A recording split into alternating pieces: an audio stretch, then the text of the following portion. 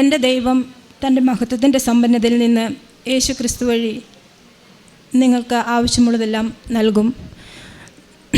ഞാൻ 13/4/2019 ഇവിടെ വന്ന് ആദ്യമായിട്ട് ഉടമ്പടി എടുത്തത്.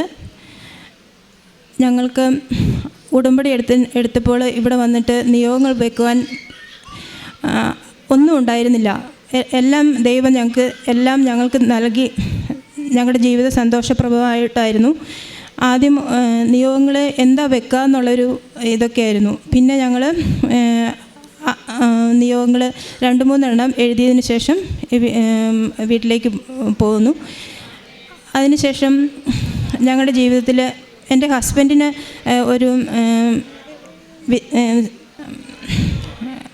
ഒരു ഷോപ്പായിരുന്നു. അങ്ങനെ ഷോപ്പിൽ കൊറോണയുടെ സമയം വന്നു. അപ്പം ഷോപ്പിലുള്ള ഞങ്ങളുടെ ബിസിനസ് എല്ലാം തകർന്നു. ഞങ്ങൾ ആദ്യം ഉടമ്പടി എടുത്തതിന് ശേഷം 3 മാസം വരെ ഞങ്ങൾ നല്ലവണ്ണം നിർദ്ദേശങ്ങളൊക്കെ പാലിച്ചു. 3 മാസം കഴിഞ്ഞപ്പോൾ ഞങ്ങളധികം പ്രാർത്ഥനയൊന്നും അതിൽ ചെയ്യാതായി. അങ്ങനെ ബിസിനസ് തകർന്നതിന് ശേഷം ഞങ്ങൾക്ക് കുറേ ബാങ്കിൽ ലോണുകളൊക്കെ എടുത്തു. അങ്ങനെ സാമ്പത്തികമായിട്ട് വളരെ കടബാധ്യത ഉണ്ടായി. അപ്പം മക്കൾ പറയും, നമ്മൾ ഉടമ്പടി എടുത്തതല്ലേ അമ്മേ, നമുക്ക് കൃപാസനത്തിൽ പോയിട്ട് നമുക്ക് പ്രാർത്ഥിക്കാം, ഒന്നും കൂടെ ഉടമ്പടി പുതുക്കാം എന്നൊക്കെ പറഞ്ഞ് അങ്ങനെ ഞങ്ങൾ 2023 ഇവിടെ വന്ന് ഉടമ്പടി എടുത്തു.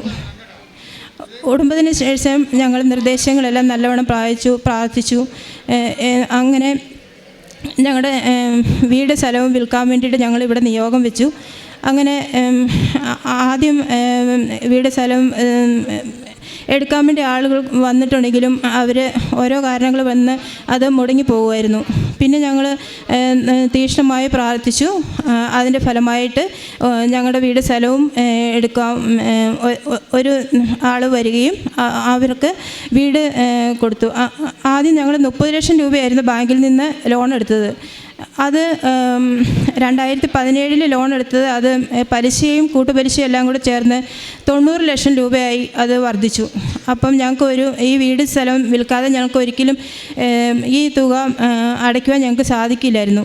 അങ്ങനെ മാതാവിനോട് ഞങ്ങൾ മുട്ടിപ്പായി പ്രാർത്ഥിച്ചു, ഞങ്ങൾക്ക് ഈ വീടും സ്ഥലവും വിൽക്കാൻ ഞങ്ങൾക്ക് സാധിക്കണമെന്ന്. അങ്ങനെ ഒരു വ്യക്തി വന്ന് ഞങ്ങളുടെ വീട് സ്ഥലവും പറഞ്ഞ വിലയ്ക്ക് തന്നെ എടുത്തു.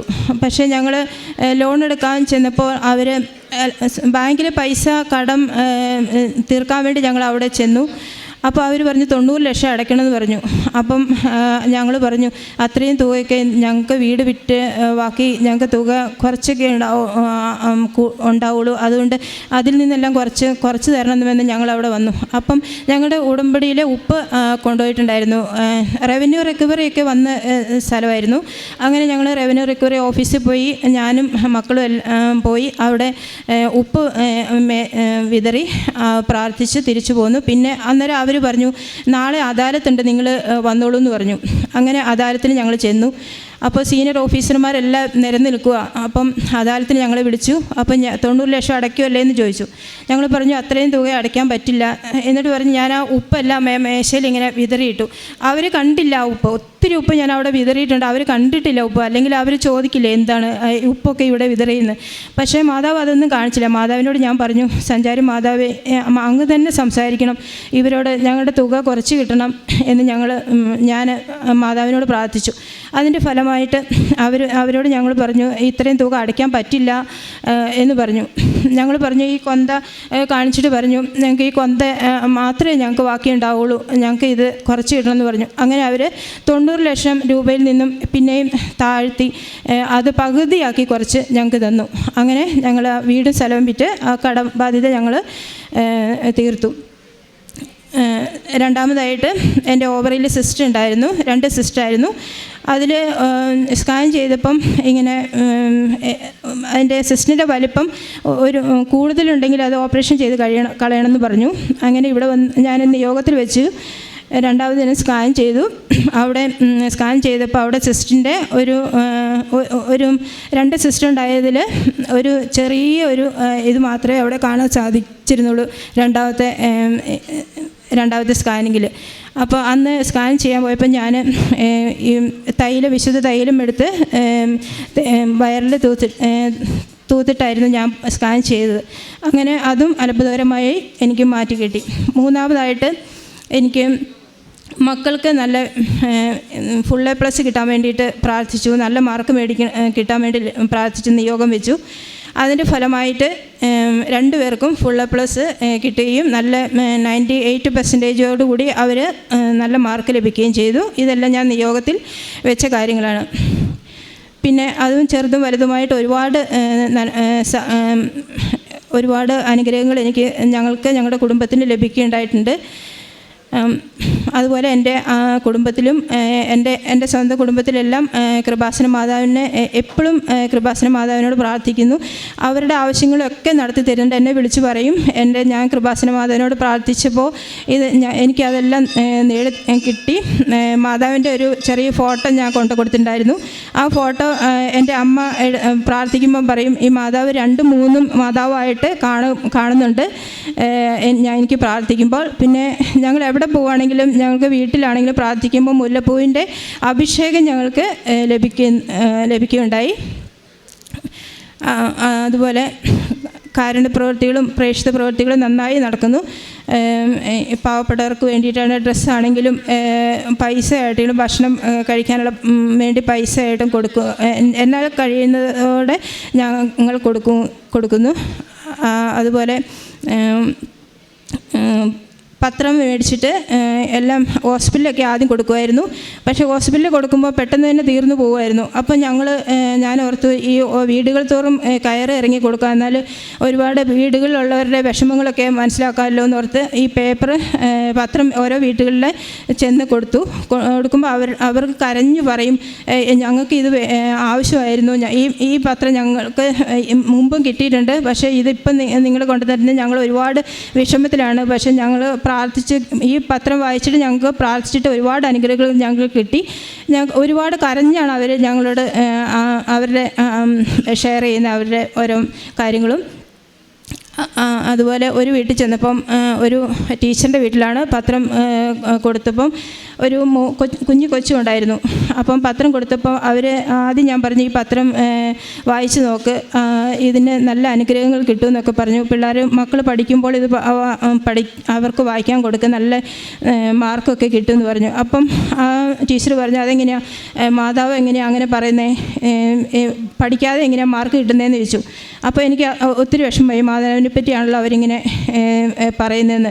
അപ്പോഴത്തേക്കും ഈ അമ്മയുടെ കൈകളിൽ ഒരു കൊച്ചുണ്ടായിരുന്നു. ആ കൊച്ച് വേഗം അബോധാവസ്ഥയിലേക്ക് ഇങ്ങനെ ആയി.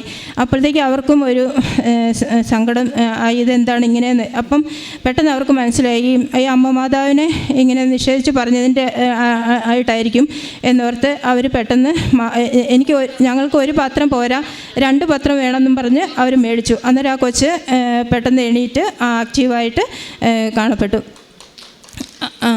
അതുപോലെ ചെറുതും വലുതുമായിട്ട് ഒരുപാട് അനുഗ്രഹങ്ങളൊക്കെ ഞങ്ങൾക്ക് കിട്ടുന്നുണ്ട്. ഇപ്പോഴും ദൈവമാതാവിൻ്റെ സംരക്ഷണത്തിലും ഈശോയുടെ സംരക്ഷണത്തിലും ഞങ്ങൾ ഓരോ ദിവസവും നടക്കുന്നു. ഇനിയും നിത്യത വരെ ഞങ്ങൾക്ക് മാതാവിൻ്റെ അടുത്ത് ഈശോയുടെ അടുത്തും ജീവിക്കാൻ വേണ്ടിയിട്ട് ഞങ്ങൾ പ്രാർത്ഥിക്കുകയും ചെയ്യുന്നു. ഈശോയെ നന്ദി, ഈശോയെ സ്തുതി. കരങ്ങളടിച്ച് നമുക്ക് ദൈവത്തിൻ്റെ നാമം മഹത്വപ്പെടുത്താം. എത്ര രൂപയായിരുന്നു ബാങ്കിൽ നിന്ന് കടമെടുത്തിരുന്നത്? മൈക്ക് അടുപ്പിച്ചു. എത്ര രൂപയായിരുന്നു ബാങ്കിൽ നിന്ന് കടമെടുത്തത്? ആദ്യം 30 ലക്ഷം രൂപയായിരുന്നു എടുത്തിരുന്നത്. ആകെ 30 ലക്ഷം രൂപ എടുത്തിരുന്നു. അതായിരുന്നു കടം, ആദ്യത്തെ കടം. പിന്നെ അത് പലിശയൊക്കെ കൂടി 90 ലക്ഷമായത്. ഇപ്പോൾ ഈ സാക്ഷ്യത്തിൽ നിന്ന് വ്യക്തമാണ്, അതായത് 90 ലക്ഷം രൂപയായിരുന്നു ഈ പലിശയും കൂട്ടുപലിശയും എല്ലാം ചേർത്ത് ഉണ്ടായിരുന്നത്. കൊറോണ സമയത്ത് ഒത്തിരിയേറെ മക്കളാണ് കൃപാസനത്തിന് അൾത്താരയിൽ വന്ന് സാക്ഷ്യം പറഞ്ഞിട്ടുള്ളത്. ബിസിനസ് തകർന്ന് തരിപ്പണമായി പരിശുദ്ധ ദൈവമാതാവ് ഇടപെട്ട് അവരെ കരക്കടിപ്പിച്ച വലിയ സാക്ഷ്യം. അത്തരത്തിലുള്ളൊരു സാക്ഷ്യമാണത്. ഇഷിജി എന്ന സഹോദരി പറഞ്ഞതുപോലെ തന്നെ ഉടമ്പടിയിലായിരുന്നു, പക്ഷേ ഉടമ്പടിയിൽ നിന്ന് വിട്ടുപോയിരുന്നു. അപ്പോൾ മക്കളാണ് പറഞ്ഞത്, അമ്മേ നമ്മൾ ഉടമ്പടി എടുത്ത് പ്രാർത്ഥിച്ചിരുന്നവരല്ലേ, ഉടമ്പടിയിൽ നമുക്ക് മുന്നോട്ട് പോയാൽ എന്താണെന്ന് ചോദിച്ചപ്പോഴാണ് അമ്മ കൃപാസനത്തിൽ വന്ന് മരിയൻ ഉടമ്പടി എടുത്ത് വീണ്ടും ഉടമ്പടി പുതുക്കി വിഷയങ്ങൾ സമർപ്പിച്ച് പ്രാർത്ഥിക്കാൻ തുടങ്ങിയത്. അപ്പോൾ ഒരു ആത്മധൈര്യമാണ് ഈ കുടുംബത്തിന് ലഭിച്ചത്. ദൈവമാതാവ് പിന്നീട് ഇവരുടെ കുടുംബത്തിൻ്റെ കൂടെ നിൽക്കുകയാണ്. അപ്പോൾ അദാലത്തിൽ ചെന്ന് ദൈവമാതാവിൻ്റെ ആ ഉടമ്പടി ഉപ്പ് ഇട്ട് പ്രാർത്ഥിച്ചപ്പോൾ അമ്മ മാതാവ് തന്നെ സംസാരിച്ചു. ബാങ്കുകാർ അത്രയും നാൾ 90 തന്നെ തരണമെന്ന് പറഞ്ഞുകൊണ്ടിരിക്കുമായിരുന്നു അല്ലേ? 90 ലക്ഷം രൂപ തന്നെ നിങ്ങൾ അടയ്ക്കണം എന്ന് പറഞ്ഞുകൊണ്ടിരുന്ന ബാങ്കുകാർ അത് 30 ലക്ഷം രൂപയുടെ അടുത്ത് 45 ചുരുക്കി കൊടുത്തു. അപ്പോൾ അത് തീർച്ചയായിട്ടും ദൈവമാതാവിൻ്റെ ഇടപെടലാണ്.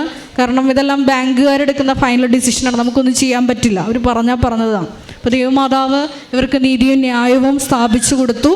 അത് ഉടമ്പടി എന്ന ഒറ്റ യോഗ്യതയാലാണ് അത് നടന്നത്. ഒപ്പം തന്നെ ഓവറി സിസ്റ്റിൻ്റെ വിഷയം പറഞ്ഞു. അതും ഉടമ്പടിയിൽ നിയോഗം സമർപ്പിച്ച് നേർച്ചവസ്തുക്കൾ ഉപയോഗിച്ച് പ്രാർത്ഥനയുടെ ഫലമായിട്ട് അത് ചുരുങ്ങി എന്നാണ് സാക്ഷ്യത്തിൽ പറഞ്ഞത്. അതുപോലെ തന്നെ കുഞ്ഞുങ്ങളുടെ വിദ്യാഭ്യാസം പറഞ്ഞു. രണ്ടുപേരും +2 ആയിരുന്നു. ഇപ്പോൾ ഡിഗ്രി കഴിഞ്ഞു. മോള് ഡിഗ്രി കഴിഞ്ഞു, മോനെ ഡിഗ്രി ഫസ്റ്റ് ഇയർ പഠിക്കുന്നു. അപ്പോൾ രണ്ടുപേരുടെയും വിദ്യാഭ്യാസ വിഷയം മരിയൻ ഉടമ്പടിയിൽ സമർപ്പിച്ചതിന് പ്രാർത്ഥിച്ചതിൻ്റെ ഫലമായിട്ട് +2-നാണോ ഫുൾ A+ കിട്ടിയത്? +2-ന് രണ്ടുപേർക്കും ഫുൾ A+ കിട്ടി. ഏറ്റവും നല്ല ഓട്ടോണമസ് കോളേജിൽ തന്നെ അവർക്ക് അഡ്മിഷൻ ലഭിക്കുകയും ചെയ്തു. ഏറ്റവും നല്ല ഓട്ടോണമസ് കോളേജിൽ തന്നെ അഡ്മിഷൻ കിട്ടുകയും ചെയ്യുമെന്ന് പറഞ്ഞു. അതുപോലെ തന്നെ ദൈവമാതാവിൻ്റെ ആ ഒരു അത്ഭുത ശക്തി പ്രകടമാക്കുന്ന ഒരു അനുഭവം ഇവർക്ക് പത്രം കൊടുക്കാൻ പോയപ്പോൾ ഉണ്ടായെന്ന് പറഞ്ഞു. അതും ദൈവമാതാവിൻ്റെ ശക്തി വെളിപ്പെടുന്നതാണ്. കാരണം ആ കുടുംബത്തെയും ദൈവം സന്ധിക്കാൻ ആഗ്രഹിക്കുന്നു എന്നുള്ളതിൻ്റെ ഒരു തെളിവാണ് അവർക്കും അങ്ങനെ ഒരു അടയാളം കൊടുത്തത്. മരിയൻ ഉടമ്പടി ഇവിടെയായിട്ട് ഈ കുടുംബത്തിൽ ലഭിച്ച ചെറുതും വലുതുമായിട്ടുള്ള എല്ലാ അനുഗ്രഹങ്ങൾക്കും ഒരിക്കൽ കൂടി കരങ്ങളടിച്ച് നമുക്ക് ദൈവമാതാവിനെയും ദൈവപിതാവിനെയും മഹത്വപ്പെടും. അത്യപൂർവ ദൈവാനുഭവങ്ങൾ ഇനി നിങ്ങൾക്കും സ്വന്തം. ഈ യൂട്യൂബ് ചാനൽ ഇതുവരെ സബ്സ്ക്രൈബ് ചെയ്തിട്ടില്ലെങ്കിൽ ഇപ്പോൾ തന്നെ സബ്സ്ക്രൈബ് ചെയ്യുക. ഈ വീഡിയോ ഇപ്പോൾ തന്നെ നിങ്ങളുടെ സുഹൃത്തുക്കൾക്ക് ഷെയർ ചെയ്തുകൊണ്ട് കർത്താവിൻ്റെ പ്രേക്ഷിതരാകുക.